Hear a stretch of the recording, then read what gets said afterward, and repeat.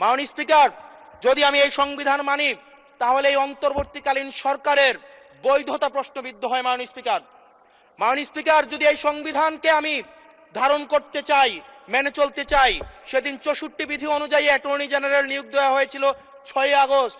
মাননীয় স্পিকার, এই সংসদে প্রশ্ন রাখতে চাই, তৎকালীন বর্তমান রাষ্ট্রপতি চুপ্পু, তখন বলা হয়েছে অ্যাটর্নি জেনারেল নিয়োগ দেওয়ার ক্ষেত্রে প্রধানমন্ত্রীর সাথে আলোচনা করতে হবে। সেদিন কোন প্রধানমন্ত্রীর সাথে আলোচনা করা হয়েছিল সেটা আমাদেরকে অ্যাটর্নি জেনারেল জানাবেন।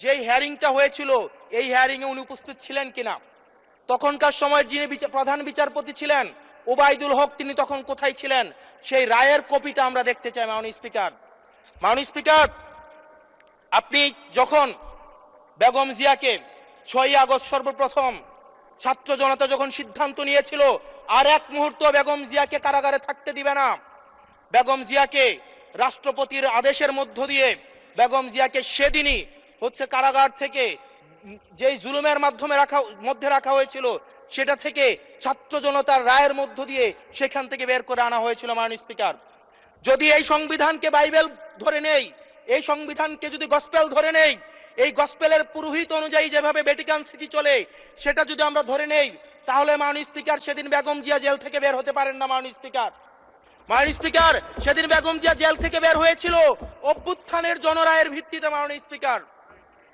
স্পিকার,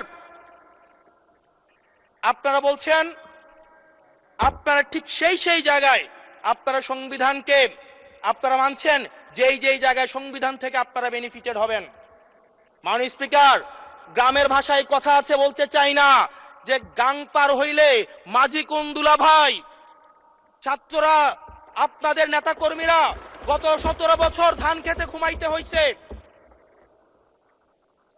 ত্যাগ তিতিক্ষার মধ্য দিয়ে যেতে হয়েছে। মহাসচিব কান্না করে বলেছে তাদের নেতা কর্মীরা ঢাকায় এসে রিক্সা চালিয়ে জীবন নির্বাহ করত।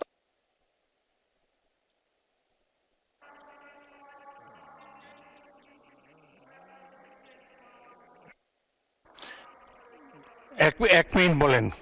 মাননীয় স্পিকার, আজকে দেখেন, আজকে লক্ষ লক্ষ নেতা কর্মী তাদের রক্ত দিয়েছে। ফ্যাসিবাদ বিরোধী প্রত্যেকটি রাজনৈতিক দল, কোন রাজনৈতিক দলকে বিশেষভাবে আমি আলাদা করতে চাই না, ফ্যাসিবাদ বিরোধী প্রত্যেকটি রাজনৈতিক দলের রক্ত, শ্রম, ঘামের মধ্য দিয়ে এই হাসিনার পতন হয়েছে। এই হাসিনার পতনের পরে যখন জনরায়, মাননীয় স্পিকার, যখন জনরায় কখনো কেতাবের কাছে মাথা নত করে না, এটা ভ্যাটিকান